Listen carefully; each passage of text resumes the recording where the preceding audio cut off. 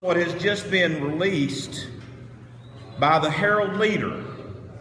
Let me start off to tell you there is nothing that really exceeds the Herald-Leader's ignorance other than their arrogance. To that extent, there was an article just written without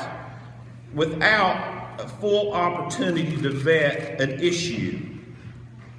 Senator from Pike raises an interesting question about what should be done. Senator from Pike spoke about, I believe, two bills, 181 and 250.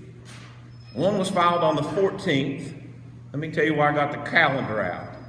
That's only about 10 working days ago for this body, because we had one day off that everyone knew about. It's less than that for the other bill he spoke of, because it was filed on the 16th.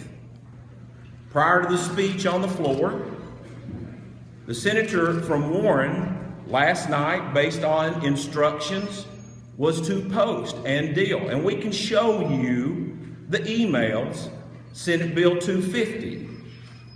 But no one was to ask us about that. 181. Let me tell you about 181. There's a lot more to that story than the school system. When did this occur? 2014. Whose administration was it? Not this one. But let me tell you what I do know, which makes 181 much more difficult and not as easy to answer about why it was not posted just yet. But the Herald-Leader wants to come in here and do a gotcha politics and not pay attention to what the facts are. Look at their own story that John Cheves wrote. There's an individual, matter of fact, there is a whole cabinet that is being investigated and things looked into because of this story. So it's not just as simple as just looking at a school system, but what is being discussed. And make no doubt, my chief of staff is aware of this. Not all members are aware of this, but there are being looks at the individuals in the cabinet who were involved, period. But guess what is found out? And I generally don't like to talk about personnel issues. The problem is the merit system may preclude action against this individual. Did anybody on this floor know that? Did anybody?